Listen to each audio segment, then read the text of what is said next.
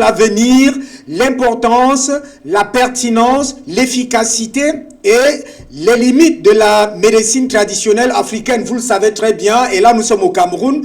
Il y a eu une révolution législative au Cameroun. Le Cameroun a donc décidé de mettre sur la table de la législation, c'est-à-dire à l'Assemblée nationale et au Sénat, une loi portant sur la réglementation de la médecine traditionnelle africaine. Cette loi a été adoptée par l'Assemblée nationale.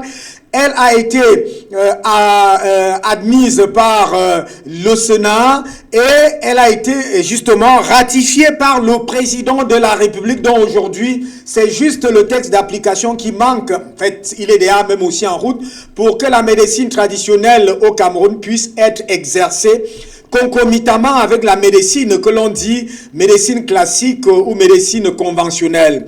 Alors ce soir, dans la posture d'invité d'Afrique Soir, nous aurons en ligne Dr Modibo. Vous allez certainement le connaître tout à l'heure. Et dans Afrique Soir, naturellement aussi ce soir, dans le grand débat d'Afrique Soir, nous allons aller examiner la question, la problématique de la refonte de l'éducation en Afrique, mais surtout la problématique des mentalités. Lorsqu'on sait qu'aujourd'hui les mentalités deviennent une réalité un peu une réalité qui justement inquiète les populations africaines, mais là nous sommes au Cameroun et aussi dans le cadre de notre rubrique le flash d'information, vous aurez tout simplement aussi les informations, que ce soit en national, que ce soit en Afrique ou que ce soit dans le monde. Je rappelle déjà que celui qui n'intervient pas, je vois là monsieur Ousmane, ça va aller. Fermez votre micro parce que là,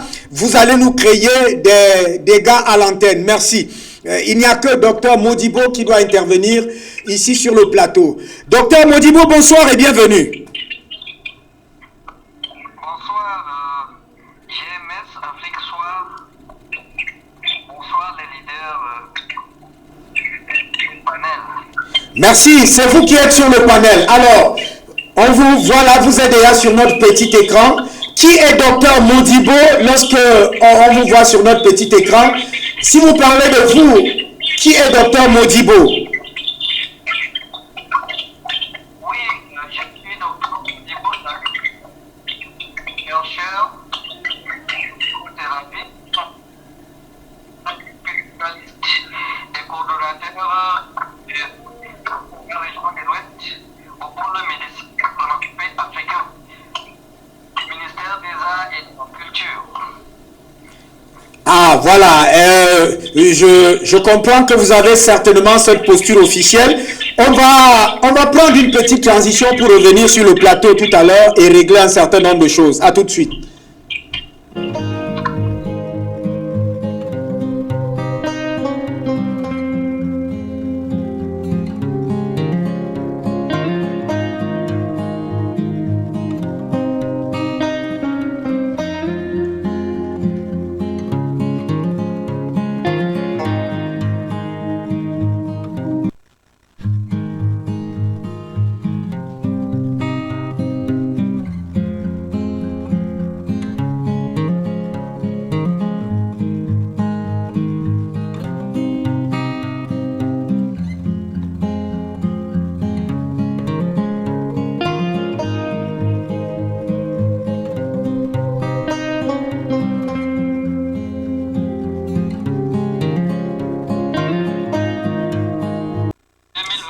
Oui. On nous a donné une ligne sur les associations. Oui. Les associations artistiques et culturelles formées en fédération. Tout à fait. Alors là où nous sommes beaucoup en 2024, nous avons une loi générale qui marchait avec la même loi et nous fonctionnons avec les deux. Alors moi, mon objectif là, je suis chercheur. Oui. Dans la médecine traditionnelle, la médecine africaine. Et je suis spiritualiste. Et nous avons ces points. Nous n'avons pas appris ces points. Nous avons hérité beaucoup par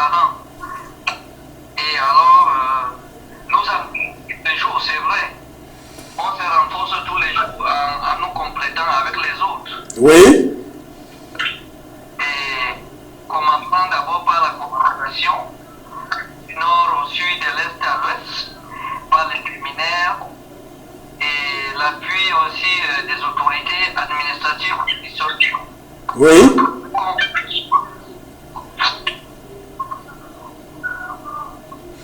Alors, aujourd'hui, monsieur Dr Modibo, il y a le fait que les patients, les Africains, surtout là où nous sommes au Cameroun, les Camerounais veulent savoir si en réalité la médecine africaine est efficace, elle est pertinente, elle peut apporter des solutions aux Camerounais. Oui, monsieur Urbain Itondi, je pense que tout ce que nous faisons, la première des choses que nous devons avoir, c'est avoir d'abord la foi positive. Tout ce que nous touchons, parce que tu ne peux pas dire que tu es malade, tu arrives à l'hôpital, tu es la première personne à avoir les doutes sur une chose. Alors, on sait que dans la nuit des temps, jusqu'à aujourd'hui, la médecine traditionnelle, la médecine africaine a toujours fait des merveilles et continue à toujours nous démontrer que non, il fait toujours des merveilles parce qu'on s'aligne toujours et partout. Il n'y a pas qu'ici en Afrique, il n'y a pas qu'ici au Cameroun, il n'y a pas que Yaoundé. Alors, on en rencontre beaucoup plus partout dans le monde et ils sont satisfaits de tous nos services, peu importe la qualité des services sollicités. Alors, si on parle aujourd'hui jusqu'à arriver à la loi, jusqu'à 2 lois pour la médecine traditionnelle, la médecine africaine, je veux dire que vous comprenez déjà à quel niveau il y a déjà dans la confiance dans ces métiers. Alors, maintenant, ce qui est important avec vous, parce que là, on vous aura certainement comme un consultant permanent, ce qui est important avec vous, c'est que vous avez des rôles administratifs, vous êtes pratiquement un coordonnateur, vous travaillez avec le ministère des Arts et de la Culture, naturellement, dans ce qui est en train de se faire avec le ministère de la Santé, vous serez au cœur. Alors, pourquoi? Parce qu'il y avait des doutes. Les gens doutaient parce qu'on disait que dans la médecine traditionnelle, il y a des charlatans, il y a des imposteurs, il y a des gens qui trompent, ainsi de suite. Quelle est la réponse que vous donnez à ce niveau? À mon niveau, je peux dire ceci. Partout, il y a le faux. Oui. Même dans la médecine moderne, nous constatons qu'il existe des faux. Oui. La médecine traditionnelle, on ne tâtonne pas. Un bon médecin ne tâtonne pas. Quand il dit quelque chose, il fait, il justifie tout. Et c'est vérifié, oui, c'est vérifié. Et nous travaillons en collaboration avec la médecine moderne. Nous êtes partout où nous sommes. Et nous sommes ciblés. Il y a les gens compétents. On connaît qui peut faire quoi, qui peut apporter quoi, qui envisage apporter quoi pour servir le pays, pour servir l'Afrique. Ah, ça c'est très important. Ça veut donc dire que dans l'organisation actuelle, vous êtes capable de dénicher les gens qui abusent, qui sont des charlatans et qui trompent et autres. Nous sommes en train de contrôle national. Dans chaque région, chaque coordonnateur a avec le service du gouvernement, en collaboration, et on est en train de s'occuper de ces choses-là pour essayer de contrecarrer les changements que vous avez soulignés. Mais moi, j'ai dit la médecine africaine, la médecine traditionnelle, il n'existait pas de charlatans. Parce que c'est lui qu'on ne connaît pas. Alors, le charlatan, vous appelez charlatan aujourd'hui, il connaît au moins un herbe pour vous traiter. Alors, il est médecin. Il est charlatan peut-être d'un seul point. Peut-être il a on a échoué. Quelqu'un peut venir travailler chez lui. Et aujourd'hui, il réussit. Comme les médicaments, même, on prend souvent, on a des examens, on trouve que non, ça ne donne pas. On est obligé de faire des alternances. Donc, le charlatanisme, c'est un mot juste pour, je vais appeler, pour peut-être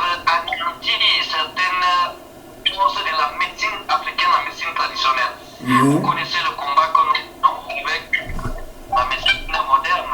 Oui. Ça, et quiconque. Oui. Alors, entrons dans ce combat. Ce combat est un combat qui est rangé, c'est-à-dire, on voudrait que vous puissiez aller, vous puissiez suivre un processus, vous puissiez justement démontrer la manière par laquelle vous fabriquez les médicaments, comment vous procédez, ainsi de suite. À ce niveau-là, est-ce que vous êtes sûr aujourd'hui que vous pouvez gagner, vous les médecins traditionnels, ce combat? Oui, bien sûr, parce que je suis vrai et je suis sûr de ce que je fais. Je ne doute pas, je ne t'attends pas. Les autorités, je suis avec eux.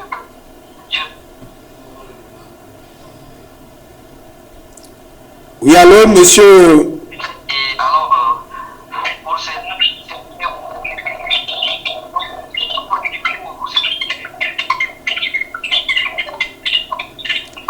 Alors, on va peut-être revenir vers monsieur le docteur Modibo, parce que la connexion se dégrade progressivement. On va prendre une transition pour arranger cela et revenir dans ce studio. À tout de suite.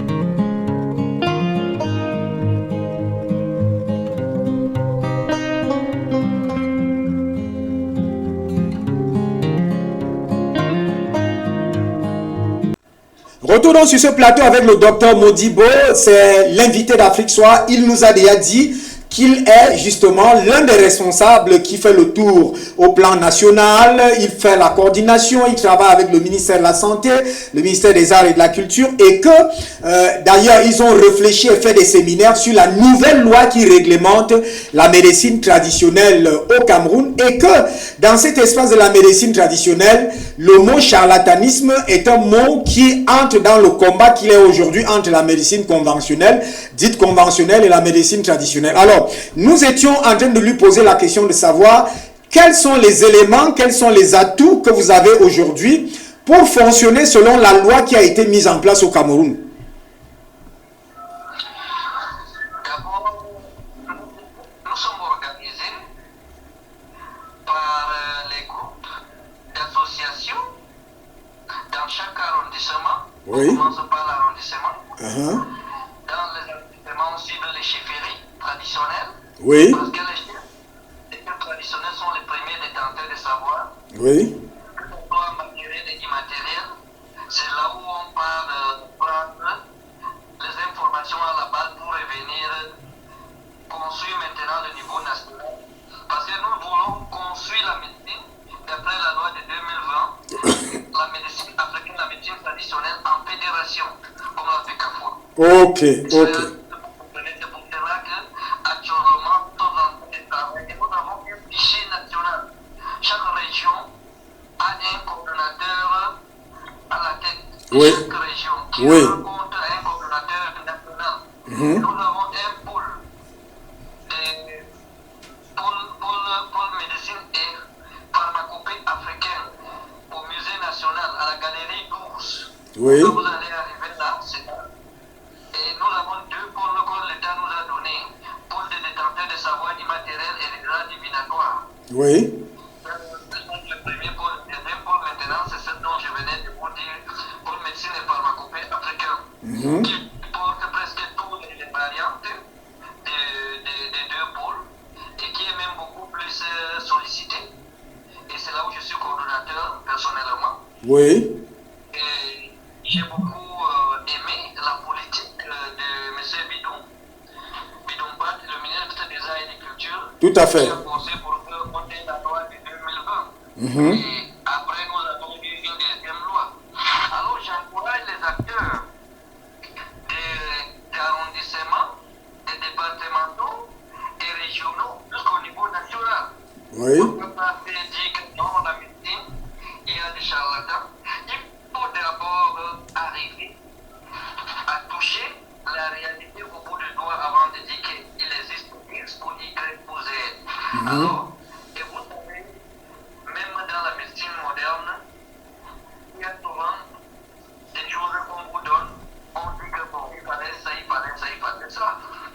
Mais alors nous, les tradis spiritualistes, nous travaillons à base de nos sagesses ancestrales. Tout à fait. C'est-à-dire, on fait des consultations spirituelles. Oui.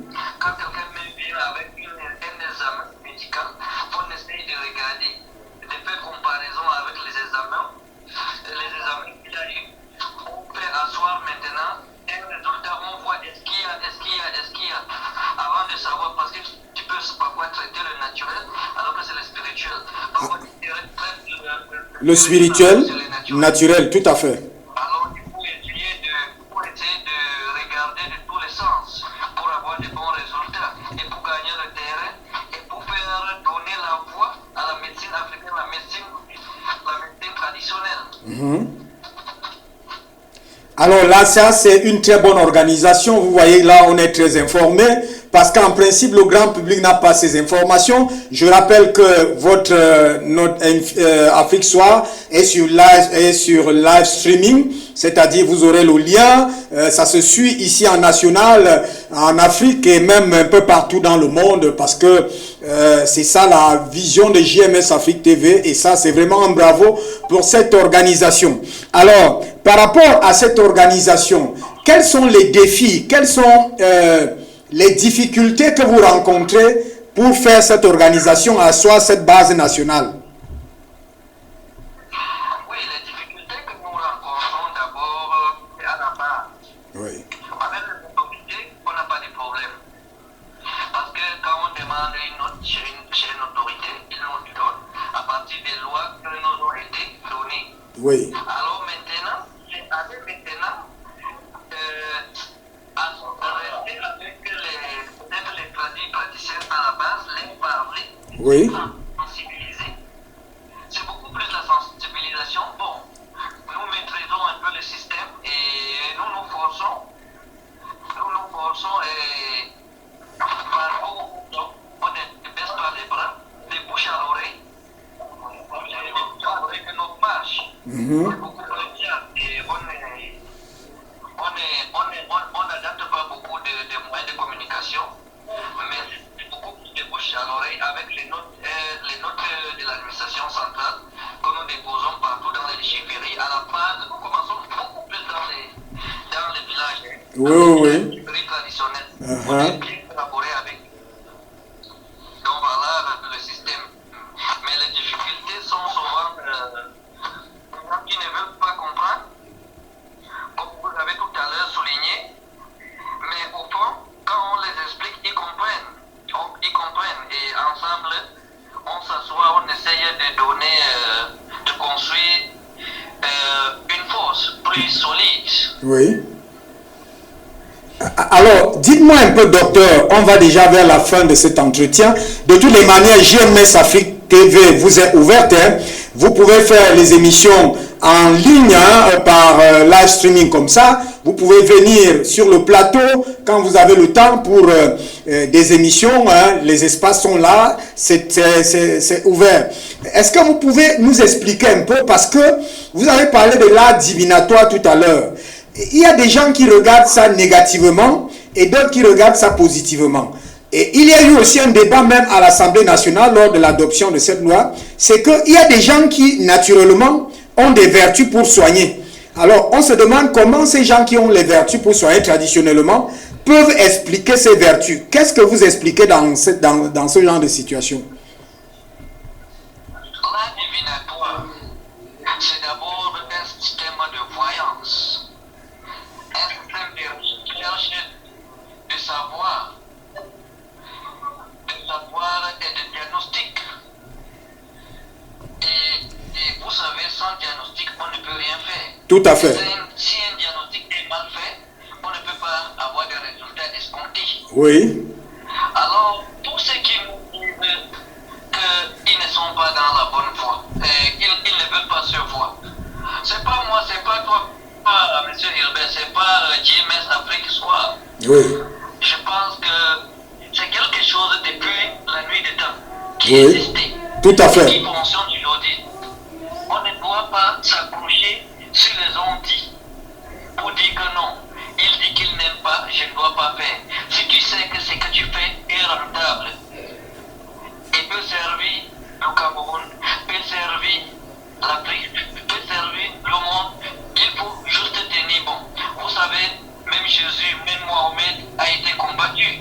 Tout à fait. Des fois, nous, qui suivons les petites œuvres de ces grands prophètes. Tout à fait. Alors, je pense qu'on ne doit pas regarder l'œil de quelqu'un pour dire que non, voilà, ça là, je dois demander ton avis. Si je sais que ça peut servir le monde, je dois faire éclater l'information. Et je dois chercher à bien faire pour éviter le mot dont vous avez souligné, le charlatanisme. Tout à fait. Donc voilà, en quelque sorte, les points que je peux donner sur ce point. Vous savez, parfois, les églises avec les tradis praticiens, c'est parfois une situation délicate. Oui, ça c'est vrai. Alors, et moi, je peux vous rassurer, je travaille avec les évêques, Oui. les prêtres, les pasteurs. Oui. Je n'ai pas un problème. Je n'ai pas un problème. Vous aurez le temps peut-être que je vous envoie peut-être des photos. Oui. Ou bien même des interviews où j'étais avec les évêques ou avec les pasteurs. Et on collabore bien, on n'a pas de problème. Tout à fait. On se soude pour donner, on tend la main. Pour construire plus un Cameroun plus fort dans la mission traditionnelle africaine. Tout à fait. Donc voilà, je pense que ça, ce sont des discriminations qui n'ont pas de place, moi, à mon niveau.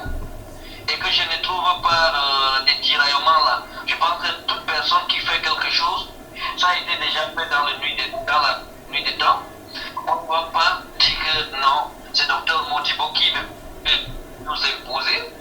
Non. Lui, il suit aussi le chemin de ses bases ancestraux.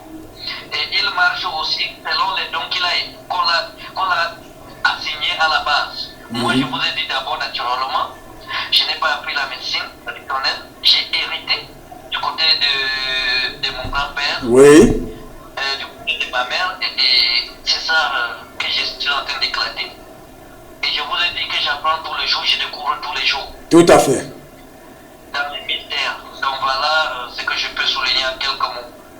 Merci, merci parce que vous avez accepté cet entretien et je souhaiterais, c'est la proposition de GMS qu'on puisse vous avoir chaque semaine, les mardis. Peut-être on ira vers les patients pour voir comment traiter certains cas. On va en aborder ici. Quand vous aurez le temps, vous pourrez venir sur le plateau. Et tout cela, c'est fait dans le sens que vous venez de dire, c'est-à-dire aider les populations, aider l'homme, faire ce qui est bien pour le Cameroun, pour l'Afrique et pour le monde. Merci pour cette disponibilité ce soir d'être l'invité d'Afrique Soir pour cette édition. Merci. Merci beaucoup. Merci GMS Afrique. Merci Tony et tous les collaborateurs. Et je remercie aussi notre gouvernement qui accepte déjà que la médecine prend aussi sa dette. Je remercie son Excellence Paul Biya avec sa politique des lois qu'il est en train de nous partager. Je remercie la panel, je remercie tout le monde au plus.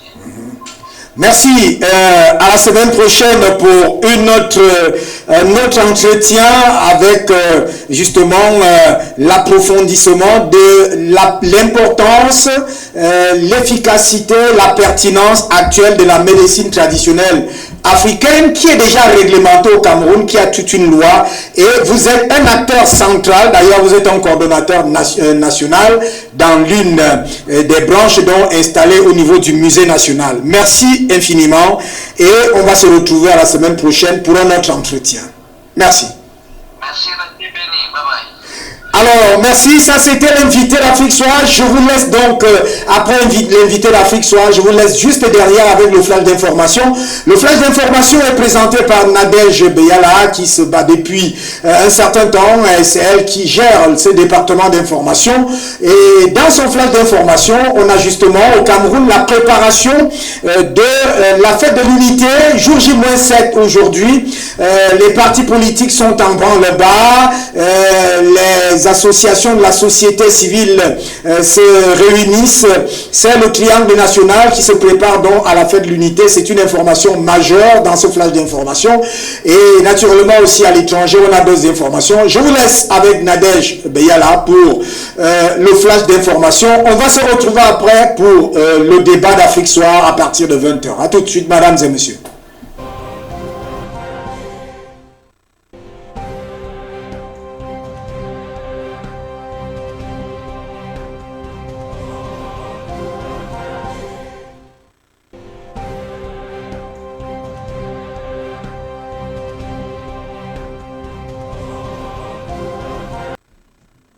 Mesdames, Messieurs, bonsoir et bienvenue au flash d'information sur GMS Afrique.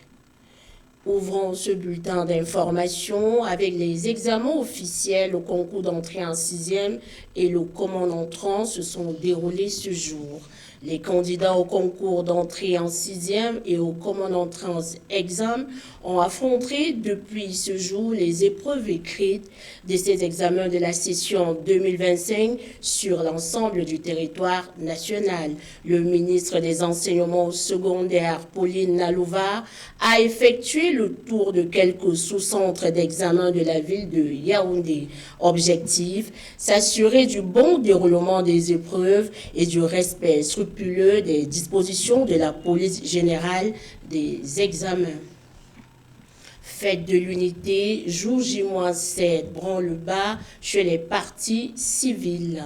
La 53e édition de la fête nationale de l'unité, les préparatifs vont bon train à Yaoundé. Les activités civiles se sont déroulées ce jour au village de l'unité et de l'intégration nationale. C'est au musée national où le programme Pronet Royanov a pris ses quartier. C'est suite au lancement officiel des manifestations présidées hier lundi à Ngaoundal dans le département de Djerem, région de l'Adamawa, par le ministre de l'Éducation civique Mounouna Futsu. Objectif, amener les jeunes à être plus engagés dans le vivre ensemble et l'unité nationale.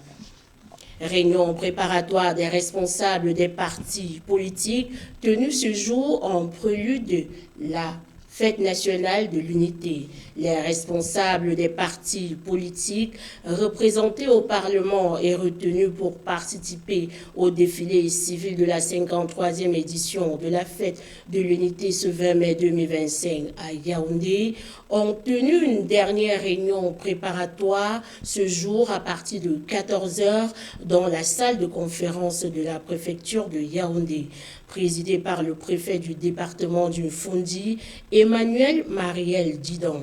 Il s'agit du RDPC, de l'UNDP, du SDF, de l'UPC, de l'ANDP, du PCREN, de l'UDC, du FSNC et du MDR. La présence de tous fut nécessaire vu l'ordre du jour crucial pour finaliser les détails du défilé qui devra se dérouler dans les bonnes conditions.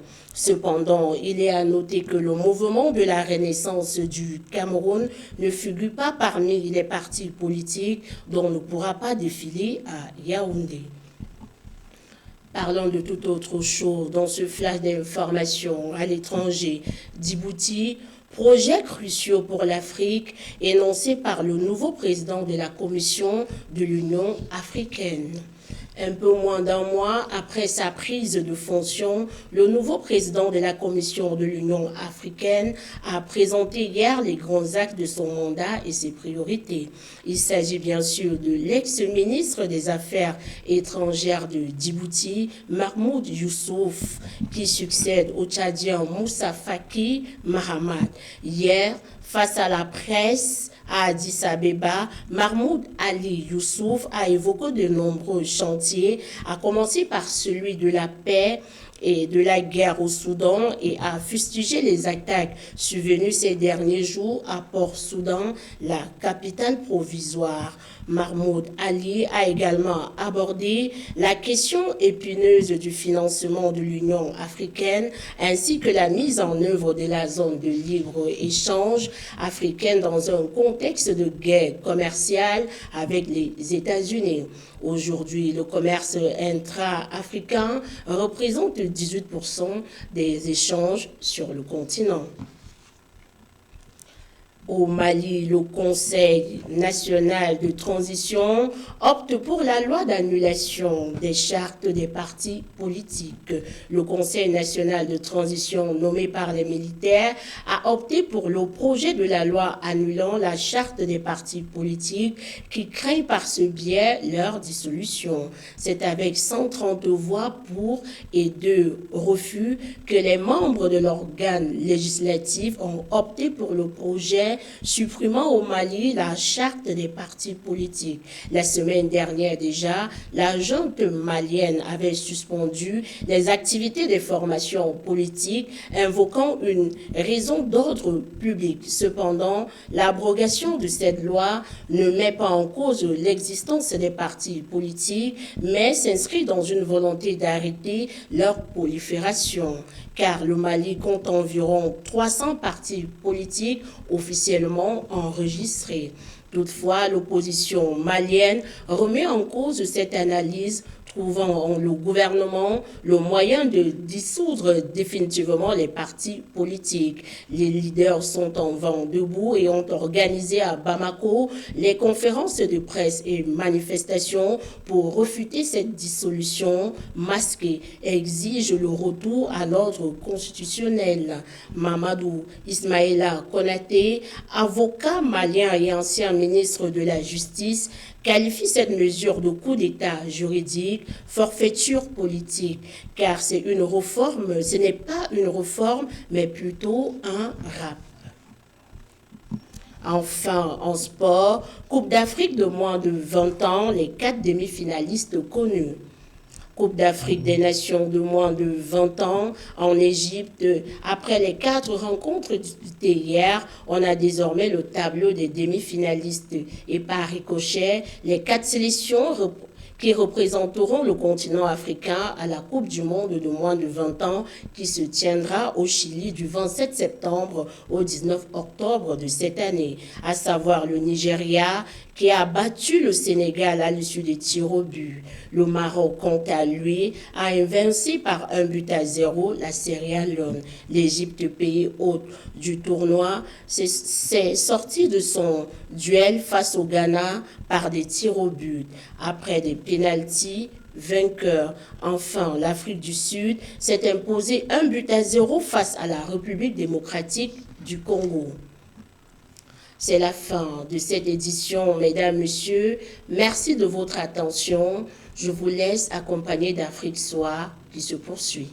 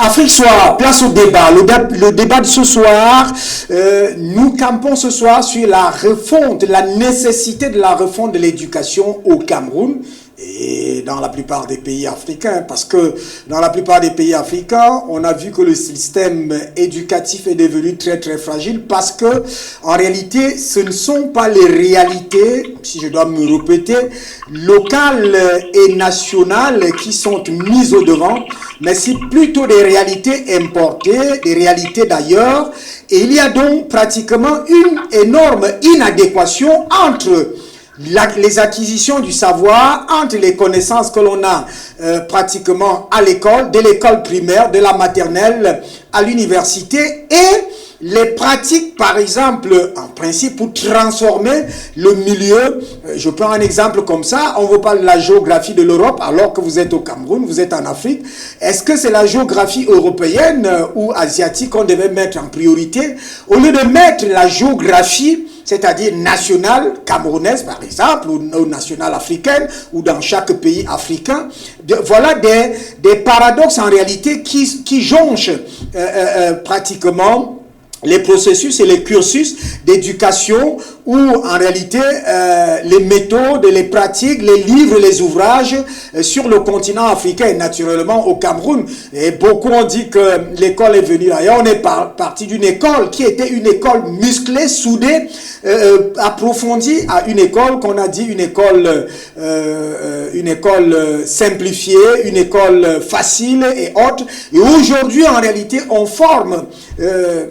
ne forme qu'une masse de personnes qui, à la limite, n'arrivent pas à trouver des emplois. Alors, il y a nécessité donc et urgent de la refonte du système justement éducatif, mais de l'éducation du cadre familial jusqu'au niveau scolaire, au niveau universitaire, pour qu'en réalité, l'homme qui est formé, l'homme qui est africain, commence à la base à avoir des automatismes, des atouts pour pouvoir se mettre à l'emploi, pour pouvoir se mettre au travail. Et cela n'est pas du tout la monnaie qui est la meilleure, la mieux partagée ici au Cameroun et d'ailleurs dans la plupart des autres pays africains. Mais on a un autre binôme ce soir. En fait, dans le binôme de ce soir, on a le second aspect de ce binôme-là. Il y a la question des mentalités. Les mentalités sont devenues dégradantes, sont devenues rétrogrades, sont devenues même primaires, qu'on m'accorde les mots. Lorsqu'on va dans l'observation, on passe les rues. Vous savez aujourd'hui que vous pouvez être piétiné royalement par une personne dans une marche en public. La personne ne va même pas se retenir ou ne pourra même pas vous dire je m'excuse, excusez-moi, j'ai pas fait ça expressément. Si vous retorquez ou vous demandez pourquoi vous arrivez à me piétiner, c'est les insultes qui vont arriver. Je ne prends là qu'une simple mentalité. Alors, ce soir, il est question justement d'aller au fond, de manière pratique, de manière empirique, dans le constat de cette situation, les deux situations, la situation en éducation et la situation en termes de mentalité. Ils sont déjà là, ils sont déjà pratiquement trois, les autres vont nous rejoindre. Il y a déjà Ousmane de Douala qui est là, Calvin Duary est à Paris, Richard Dogné est au Cameroun. Calvin, bonsoir et bienvenue. Oui, bonsoir Hubert, bonsoir mon cher Doyen. Bonsoir à tous les autres frères panélistes, bonsoir au PDG. Et voilà, très heureux de venir ce soir encore discuter sur une question qui est très essentielle, surtout que j'ai appartenu et j'appartiens toujours dans ce domaine qui concerne l'éducation.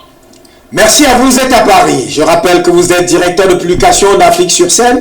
Vous êtes aussi un écrivain. Vous avez gagné le prix Aimé Césaire. Et en réalité, votre plume reste une plume de choix de ce côté-là, vers l'Hexagone, c'est-à-dire en Occident. Ousmane est à Douala. Ousmane, bonsoir.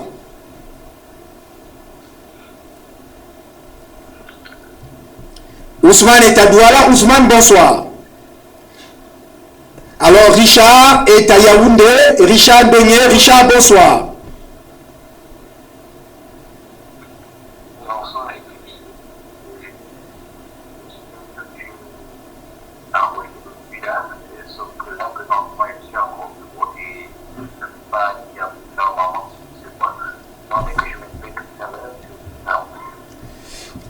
on commence avec Calvin. Calvin, vous êtes là. Je crois Daniel Yangojon va certainement nous rejoindre d'un moment à l'autre. On commence avec vous. Quand vous regardez la diaspora, et aujourd'hui c'est ça, hein, la problématique de l'éducation, c'est que l'éducation qu'on a ici, ou le système d'éducation qu'on a ici, vient d'ailleurs. Quelle est la lecture que vous faites de ce système-là? La lecture qu'on peut faire, c'est ça épouse très rapidement votre introduction de tout à l'heure. C'est qu'en Occident, c'est la première chose que j'ai constatée, c'est que on se forme, n'est-ce pas, pour ne pas être déconnecté déjà du marché de l'emploi. C'est-à-dire les programmes scolaires, que ce soit du primaire, que ce soit du collège ou de l'université, demeure très théorique et peu orienté vers les besoins réels du marché et de l'emploi. Contrairement à ce que peut-être ce qui peut exister au niveau du Cameroun. Bon, et la formation veut que lorsque l'enfant est à l'école, qu'on n'oblige pas cet enfant à faire des matières qui lui résistent, c'est-à-dire les matières qu'il ne comprend pas. Lorsqu'il est un peu désorienté, immédiatement, on le place dans un cursus qui va permettre d'apprendre directement un métier. Donc, voilà un peu la réalité, c'est qu'il y a une intégration de la réalité culturelle et locale. Le contenu des enseignements reste souvent calqué sur des modèles, n'est-ce pas, qu'on trouve dans le marché de l'emploi. Et voilà un peu. Il y a donc cette valorisation des métiers, même au niveau de l'école déjà. On apprend, il y a des spécialistes qui passent comme des animations, n'est-ce pas, pour orienter l'élève plus tard. Alors, nous sommes avec vous, les autres vont nous rejoindre, vous avez suivi Richard, et encore dans une situation de bureau. Comment expliquer qu'il y ait une déconnexion de ce que vous venez d'exposer là dans les réalités du Sud, c'est-à-dire par exemple au Cameroun?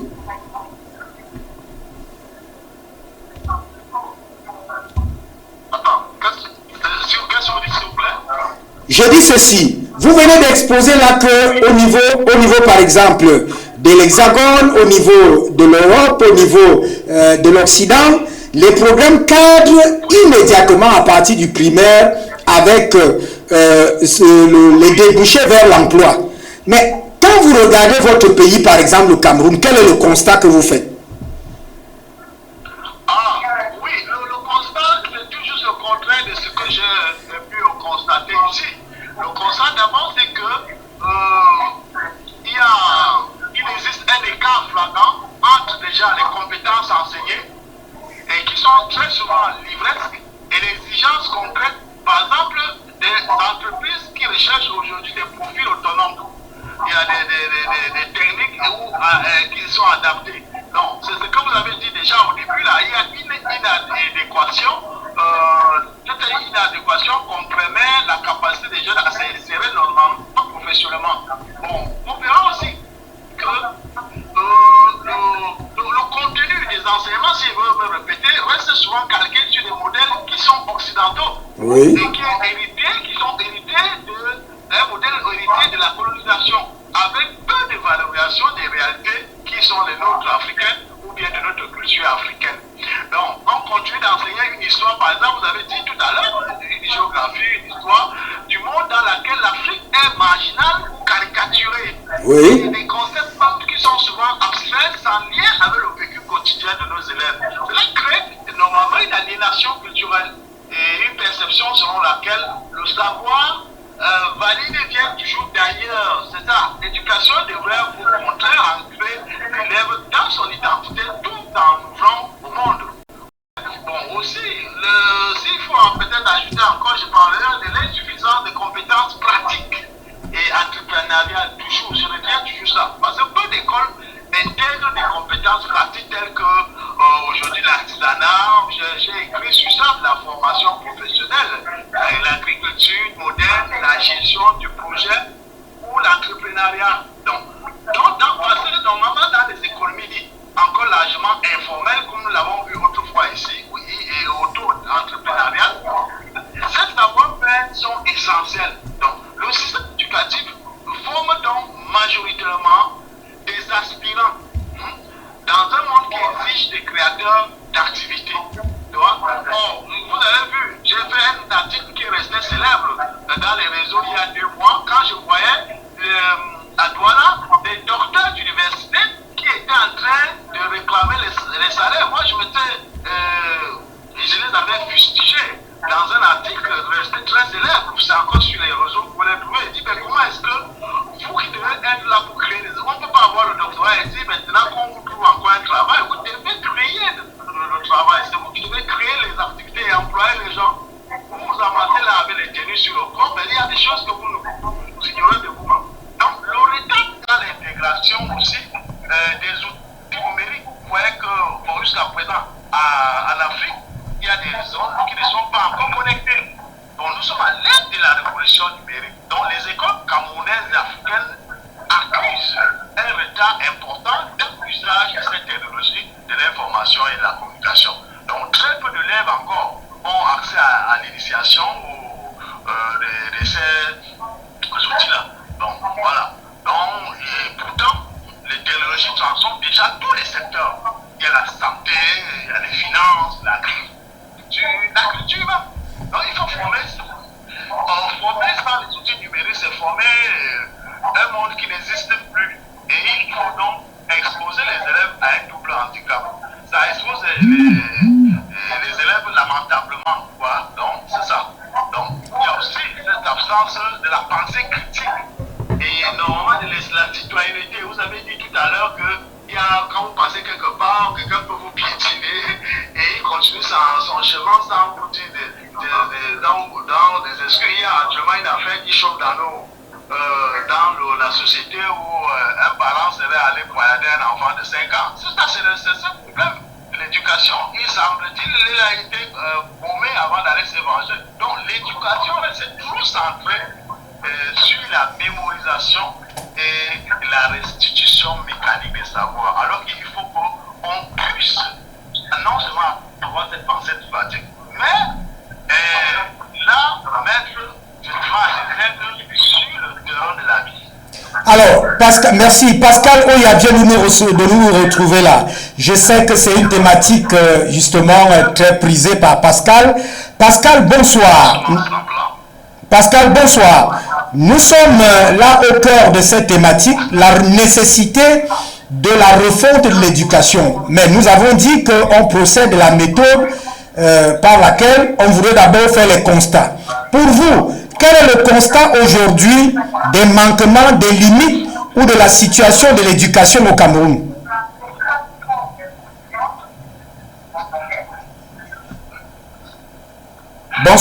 Bonsoir Pascal.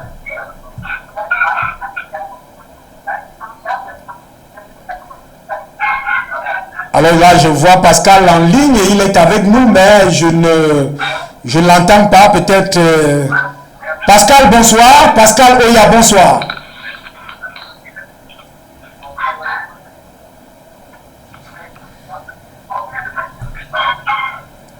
Je ne sais pas. On est là, on est à l'émission.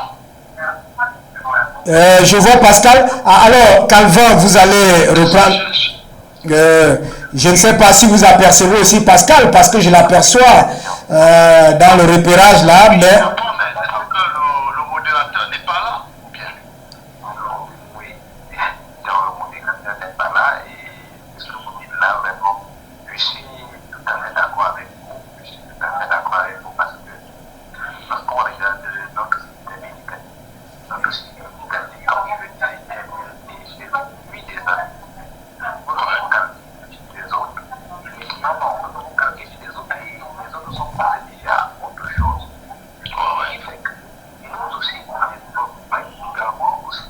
On essaie maintenant à passer aussi à des nouveaux méthodes parce que les choses ont changé. S'il vous plaît, Richard et Calvin. Richard et Calvin, bonsoir. Richard et Calvin. apporter de la nouveauté. Richard et Calvin, est-ce que nous sommes ensemble? On va peut-être aller prendre, avec la complicité de la région, on va prendre la transition pour revenir sur ce plateau. À tout de suite.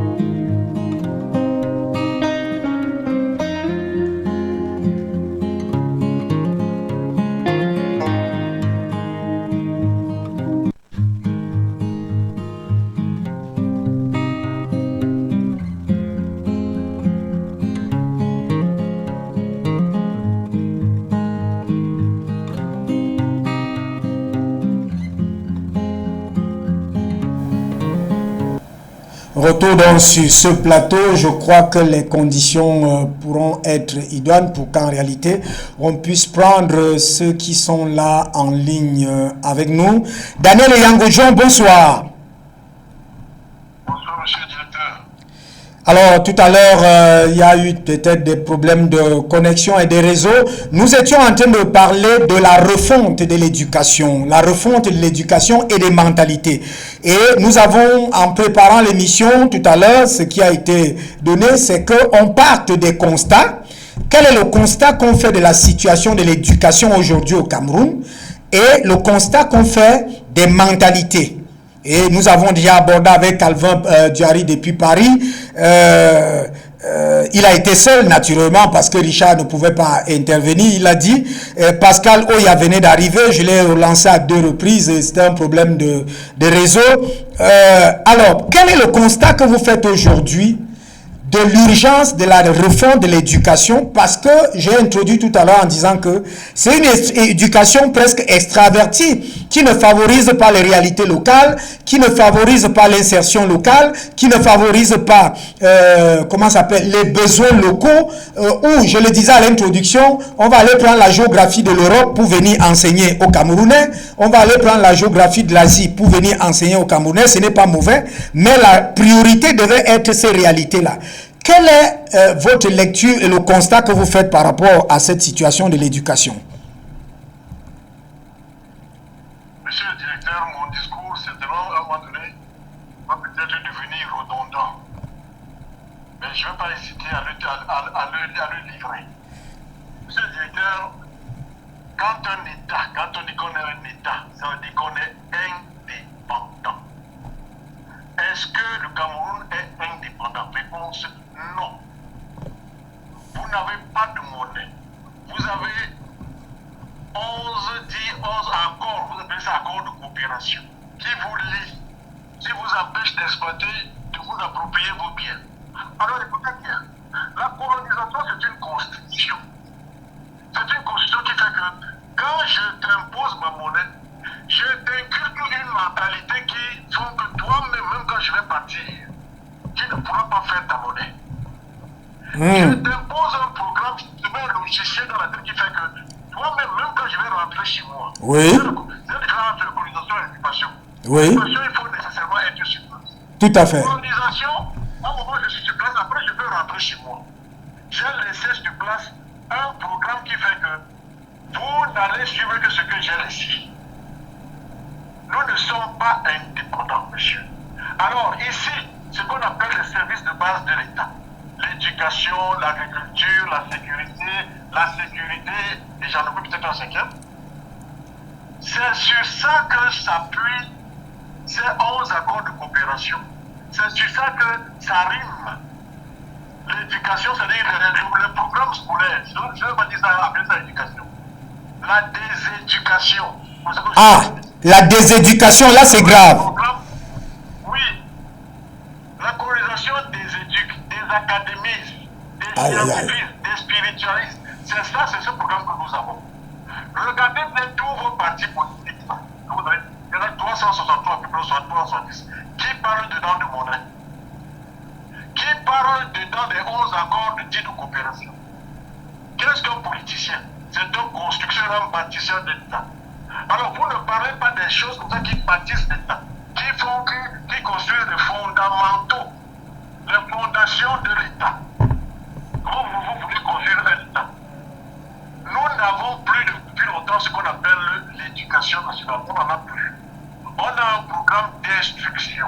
C'est-à-dire un programme qui fait qu'un enseignant communique un certain savoir aux élèves. Et ces élèves vont l'appliquer sans en connaître les valeurs. L'éducation donne les valeurs morales, les valeurs sociales, toutes les valeurs, même la valeur de ce qu'on t'a enseigné. Mais lorsque vous avez quelqu'un qui sait que 1 plus 1 égale 2, il le sait puisqu'il le dit. Mais il est prêt à dire 1 plus 1 égale 3 pour avoir un poste.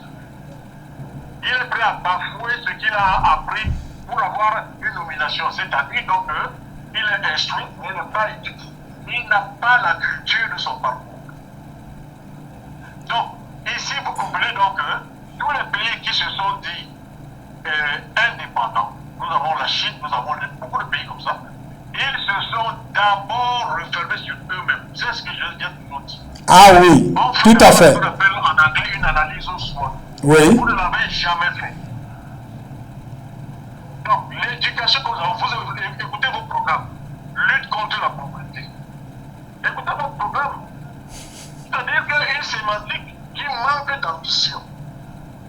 Donc, tu veux lutter contre la pauvreté. Là où ailleurs on lutte pour la croissance, moi, tu le juste là-dedans. Si tu as un début de si tu as un peu de reste, bon. Vous avez un pôle substitution. C'est-à-dire que primordialement, prioritairement, fondamentalement, je suis axé vers l'importation. Maintenant, je substitue ce que j'importe à un produit local. C'est-à-dire que je suis toujours sous le prisme de ce que j'importe. Or, à sous ce prisme-là, vous ne pouvez pas évoluer. Il n'y a pas d'émancipation.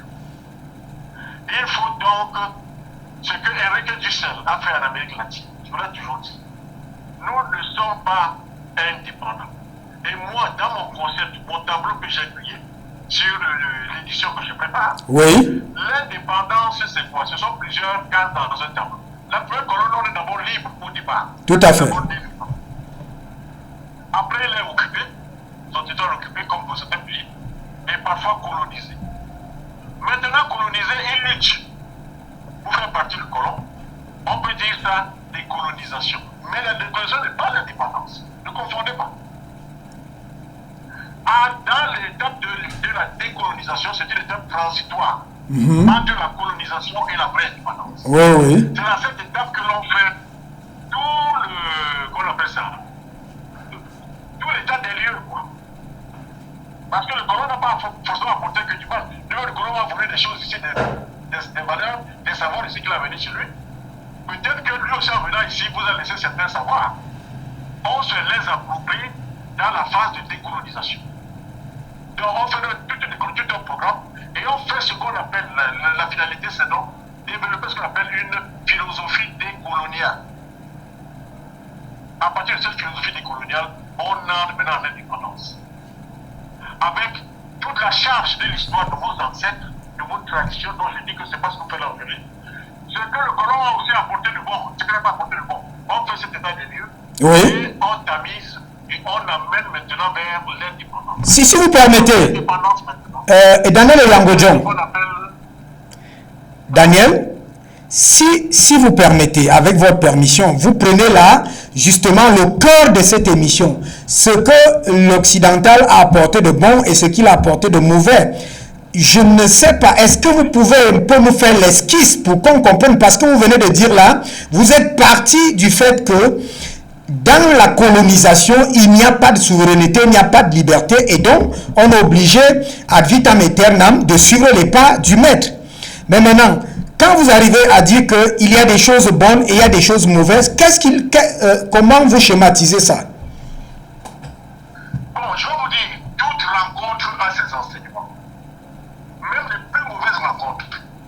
Même le bandit qui vient voler chez vous vous a enseigné comment sécuriser votre maison. Ah, ok. Il y a toujours quelque chose à prendre dans une rencontre. Vous m'avez compris? Oui, tout à fait. Donc ici, il faut vous demander pourquoi certains ont été colonisés, n'ont pas été colonisés, mais vous, ça a marché. Pourquoi certains n'ont pas été réduits à l'esclavage, mais vous, ça a marché. Donc il faut étudier ici ce que j'ai appelé l'esclavageabilité de certains peuples, la colonisabilité de certains peuples. Oui. Je se pose cette question. Où est-ce que j'ai failli pour que je sois colonisé, pour que je sois colonisable, esclavageable? Vous comprenez? C'est tout ça que je veux dire. Y compris, je le dis sans tapage. Si l'Allemand vous a apporté, je ne sais pas moi, une culture de chez vous que peut-être on négligeait, et que lui, c'est qu'on a besoin chez lui. D'accord? Oui. Chez lui, il lui faut ça, il n'a pas ça chez lui. Il est comme ça chez vous. Vous, chez vous, vous négligez ça avant. Mais maintenant, il vous apporte, il vous apporte ça dans le but de lui, de vous arracher pour venir chez lui. Oui. Dans la décolonisation, vous vous appropriez ça et vous dites que monsieur, là maintenant, là, c'est moi qui te vends ça. Ok, ok. Ça se comprend. Ça se Il y a comprend. toujours quelque chose. Merci pour cet état de lieu et cette direction vers ce que je peux appeler la médiane, c'est-à-dire que la médiane est même l'appropriation de son être vis-à-vis de ce qui est pratiquement importé. On revient, on va partir vers les mentalités. Pascal Oya, bonsoir. Je ne sais pas si cette fois-ci la connexion est bonne. Bonsoir, Père. Alors, quel est l'état? Vous venez de suivre Daniel Yangoudjon. Les auditeurs, bonsoir, tous nos techniciens et tous les panélistes présents ou absents. Vivement que Calvin revienne. Je sais qu'il a eu un coup de foot tout à l'heure, mais c'est pas grave. Bonsoir au PDG.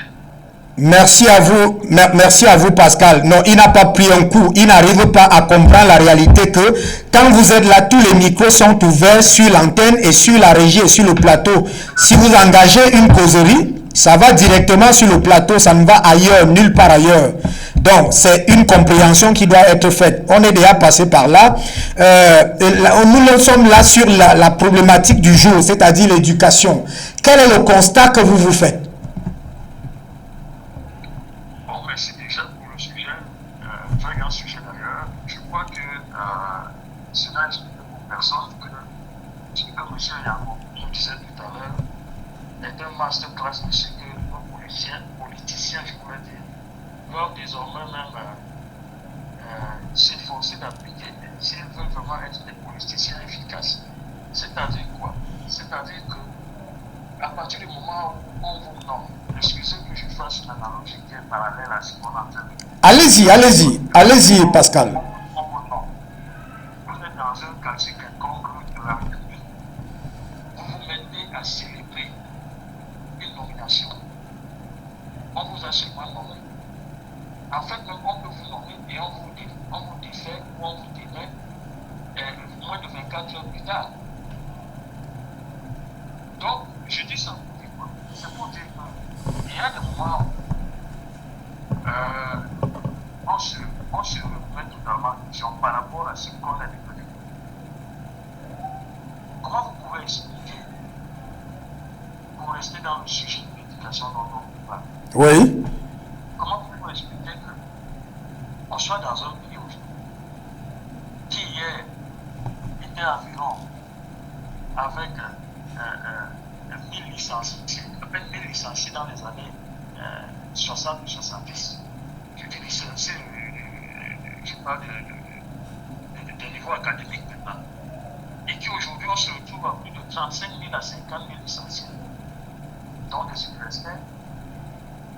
Et que plus on a accumulé les universitaires, plus on a eu des problèmes à résoudre. Je ne sais pas pour mon analogie. Plus on s'est efforcé à former, entre guillemets, des gens qui ont une certaine, après avoir jugé, donné un titre de licencié. Mais cependant, on se rend compte que le problème qu'on parvenait même à résoudre hier, comme un problème de cadre d'entrée nationale, aujourd'hui on ne peut pas les résoudre. Pourtant, on a des gens plus intelligents aujourd'hui. Votre analogie tient. Il y a quelqu'un dans presque toutes nos familles camerounaises, il y a un membre de la famille qui a eu au moins la licence. Aujourd'hui, ça ne se prend pour personne. Dans les années 72 et 70, je veux dire, c'était une famille qui a un étudiant à l'université, mais on regardait ses parents-là comme des exemples. Ça veut donc dire que, quelque part, on n'a pas formé les Camerounais. On nous a noyés dans quelque chose. Puisque la connaissance, c'est un médicament, en fait. Plus on a la connaissance, plus on libère. Vous n'avez qu'à regarder les pays qui sont aujourd'hui des pays puissants. Moi, je vais parler de tous ces pays-là, je vais parler par exemple de la Russie. Un pays qui forme ses ingénieurs, je ne sais pas combien d'ingénieurs ils forment déjà, et les chiffres là par an, comparé à toute la totalité des ingénieurs que l'Afrique forme. Un nombre plus supérieur, par exemple, aux Russes, chez les Russes. Pareil avec les États-Unis, par exemple. Et on dirait que comparément de comparaison, il ne faudrait pas qu'on se compare, qu'on se cherche encore. Je veux bien voir. Mais est-ce que nous ne sommes pas égarés? Parce que plus nous travaillons vers l'amélioration de nos conditions, plus on se rend compte qu'on a même des difficultés à pouvoir se protéger. Pourtant, nous sommes à l'université. dans les grandes écoles, vous sortez avec votre diplôme, mais il n'y a pas de solution. Ne croyez pas que le problème des poubelles, là, je ne suis pas en train de vous parler de poubelles, je crois qu'il reste dans le sujet. Vous êtes dans le sujet, allons-y. Nous sommes dans l'éducation. L'éducation pour produire des emplois et ainsi de suite. La crise de poubelles qu'on a vécue il y a quelques semaines, quelques mois, là, ça c'est une unité de mesure par rapport à la qualité de l'éducation que ce pays a. Tout à fait. Ça ne prend rien. Quand tu arrives, que tu es d'ailleurs, tu arrives, tu vois ça. Je vous jure, si vous avez besoin de faire les affaires dans ce pays-là, vous allez prendre vos bagages, détaler encore à l'aéroport, la console, pour aller dans le premier avion pour fuir seulement. Tout à fait. C'est comme ça. Donc, conclusion, l'Afrique, particulièrement le Cameroun, n'est pas, comme tu le disais, n'est pas encore un pays. On nous a trompés sur toute la ligne. Et vous voyez, on devait nous tromper. En fait, c'est qu'on a l'habitude de croire que quand on nous parle, et qu'on est des gens d'ailleurs, c'est une prophétie. C'est pourquoi on a été au pays au niveau colon. Et le colon devenait. Donc, il n'y jamais. Au contraire, son approche était une approche dévastatrice dès le départ. Et il a consolidé pendant beaucoup d'années pour l'améliorer, la performer et la rendre même encore plus pratique. Toujours dans le même sens de l'exploitation et de la domination. Donc on ne peut pas vous apporter une éducation fiable. Donc, et je me suis dit, est-ce que ça devait prendre autant d'années pour qu'on le comprenne, puisque jusqu'à présent, ceux qui ont la posture ou la position de décider, de prendre des décisions, même de réfléchir, parce qu'ils font les séminaires ici à Yaoundé, je vais voir presque chaque semaine, colloque par-ci, colloque par-là, séminaire par-ci, séminaire par-là.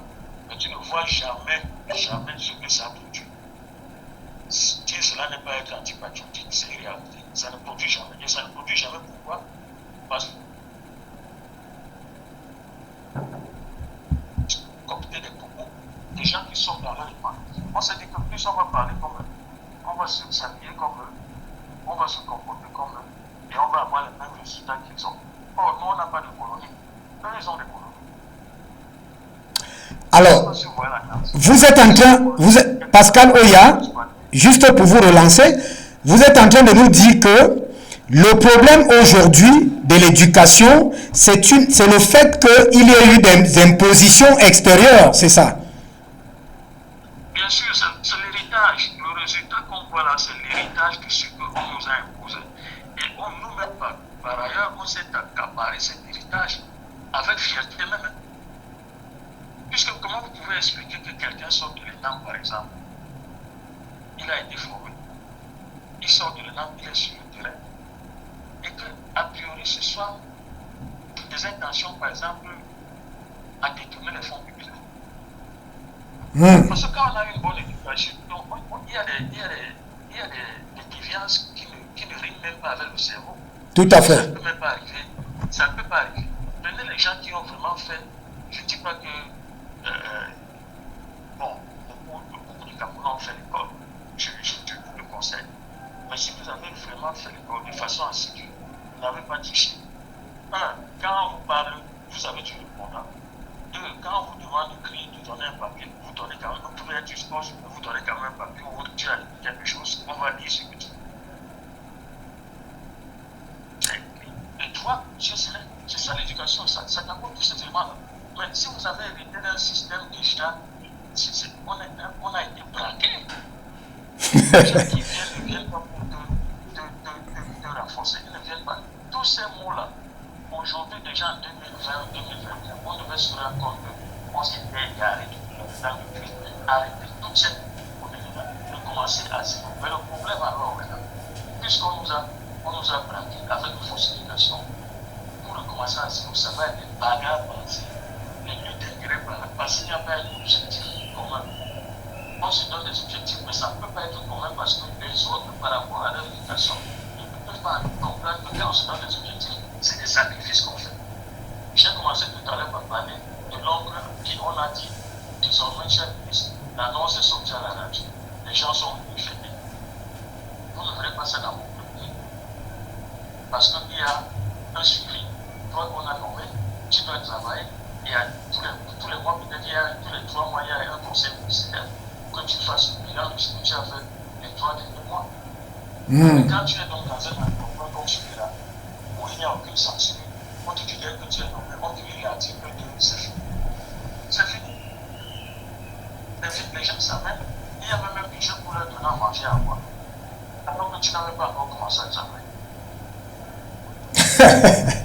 Merci. Alors, ça, c'est vraiment, hein, c'est le sens, en réalité, de cette émission, parce que je l'ai dit, d'ailleurs, sur Afrique Soir, ça dit, il faut faire des constats froids. Parce qu'on ne peut plus aujourd'hui se cacher un certain nombre de choses. Et c'est pour ça que le président Yango John dit qu'il il peut être redondant. Non, la répétition aussi, c'est la mère des sciences. Alors, je vais vous poser la question à vous les deux qui êtes là. Je ne sais pas, Richard a dit qu'il était un peu pris. Calvin s'est un peu offusqué pour pas une incompréhension, parce que je le reprends et je le redis, ça c'est aussi un problème d'éducation. Les périphériques que nous utilisons, si par exemple là où vous engagez la causerie, ça va ressortir ici directement et ça va nous empêcher de nous d'échanger. Donc, Daniel, je crois que Pascal est parti là, peut-être aussi à cause du réseau. Daniel, est-ce qu'aujourd'hui, on peut envisager des solutions ou des portes de sortie, puisque tout à l'heure, vous avez convoqué le fait de ce qu'il faut apprivoiser ou s'approprier un certain nombre de choses. Daniel Leyango. J'aime beaucoup reprendre le propos d'un de mes formateurs en aviation. Il aimait dire ne jouez pas les inventeurs de la chose. Non, n'inventons pas la chose. Ok. Il y a eu des pays qui ont été colonisés et qui sont devenus totalement ridicules. Ça existe. Alors, nous pouvons très bien suivre la trajectoire de ce pays-là. On peut copier. Ah, on peut copier. Il faut bien savoir que tous les peuples sont nés libres. Et un peuple qui a son histoire peut très bien d'abord se réapproprier son histoire et puis maintenant voir ce que, à bout de route, les événements de la vie lui ont apporté. C'est la vie qui lui a apporté la colonisation. Oui. La vie lui a apporté beaucoup de choses. Eh bien, il prend toutes ces charges-là pour se tracer une nouvelle trajectoire. Ah, voilà la solution. Mais ça demande donc que l'on s'arrête. Tous les pays qui ont fait ce rapport arrêter, replier sur eux-mêmes, étudier leurs forces, leurs faiblesses, leurs opportunités, toutes leurs menaces et tout ça. Ça n'a jamais été fait dans tous ces pays que nous citons aujourd'hui, en Afrique, je dis bien dans toute l'Afrique. Comme vient de dire Pascal Oya. Même le Nigeria, qu'on croyait un peu évoluer là, c'est juste l'évolution du dernier et de l'avant-dernier. C'est tout. C'est tout. Même l'Afrique du Sud, qu'on disait là, qui a ils ont réussi, ils ont fait quoi là? Ça a échoué là-bas complètement. Ça fait des échecs complets en Afrique du Sud. Aujourd'hui, c'est un raté. Je crois que vous êtes en train de suivre. Vous suivez les premiers blancs sud-africains qui ont répondu à l'appel du groupe d'émigrer vers l'Amérique. Les États-Unis, tout à fait. Et c'est même valable pour certains noirs sud-africains qui seraient prêts à quitter la République sud-africaine pour aller ailleurs. Aujourd'hui, je vous parle. Dans toute l'Afrique, colonisée par l'Angleterre ou par la France ou par qui que ce soit, par le Portugal, toute l'Afrique, monsieur le directeur, même l'Afrique blanche, tout ça là, est à recommencer. Voilà tout un continent de 30 millions de kilomètres carrés. Oui. 2 milliards d'habitants qui est encore en train de se chercher à coloniser. Pour les autres, comme la Chine, comme l'Inde, comme la Corée du Nord, des petits pays comme ça, comme la Malaisie, comme ce qu'on appelait les dragons les dragons de l'Asie. Les dragons d'Asie. Comme la Turquie qui vient aujourd'hui d'épouser un bateau de 400 mètres de long, 63 mètres de large au Cameroun, l'un des plus grands bateaux du monde. Avant-hier, la Turquie et nous, on n'était pas éloignés, hein? Tout à fait. On pas devant eux. Donc, toute l'Afrique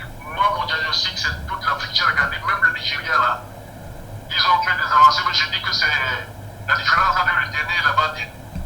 Ils sont primés nulle part. Donc toute l'Afrique est à recommencer. Chacun dans son coin. À construire une indépendance. C'est vrai qu'il y en a là qui sont un peu plus avancés, ils ont la monnaie, mais le manque de discipline fait qu'il faut refaire beaucoup de choses. Le potentiel africain est tel qu'il n'y a pas de raison pour qu'on soit pauvre. Alors si vous êtes pauvre, si quelqu'un est pauvre et est prêt à quitter son pays pour aller se chercher ailleurs, pour y parler les rues, c'est des questions. Donc vous me demandez des solutions.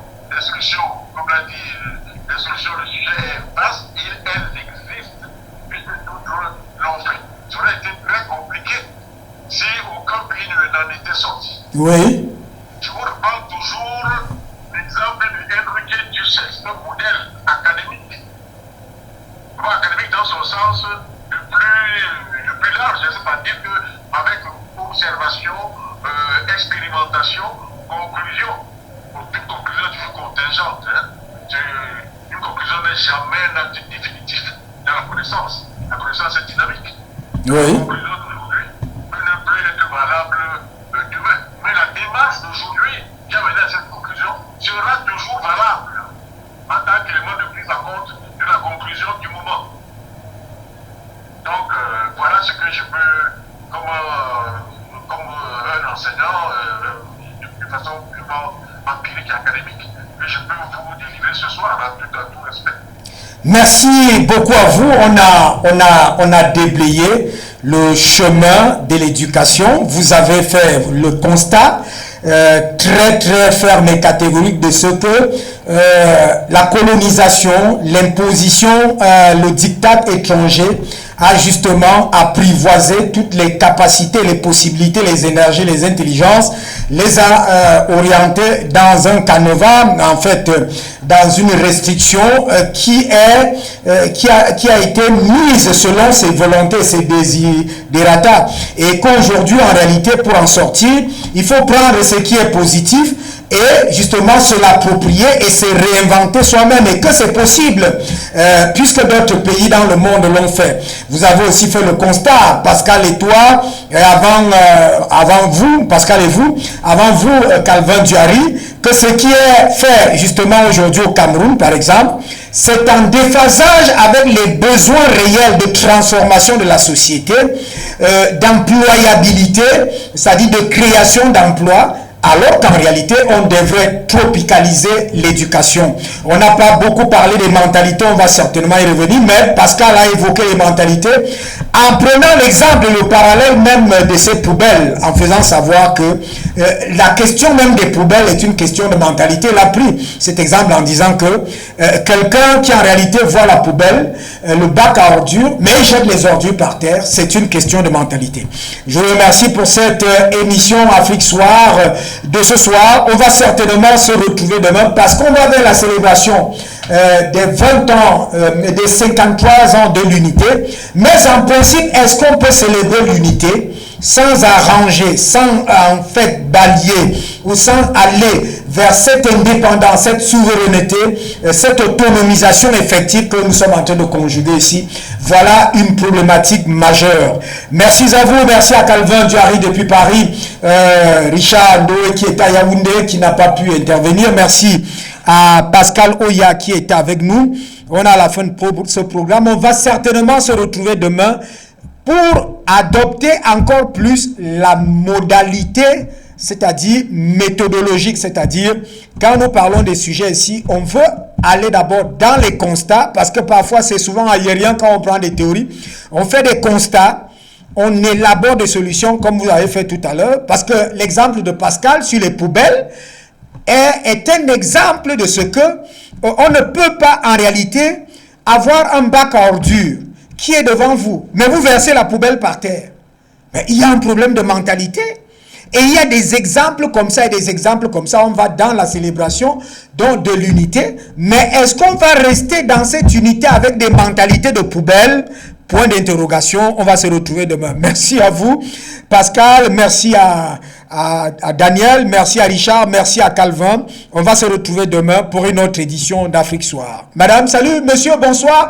Vous qui nous avez suivis d'ici ailleurs, on remercie aussi le docteur Modibo qui a été reçu comme invité d'Afrique Soir ce soir.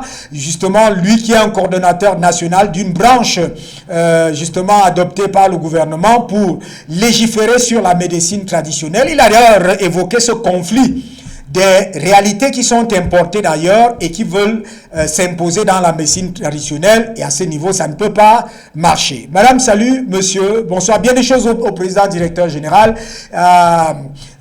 Brandon qui est là, naturellement à Georges qui justement est en train de s'occuper du compartiment de la régie pour qu'on puisse aller un peu plus de l'avant. Madame, salut, monsieur, bonsoir. À demain.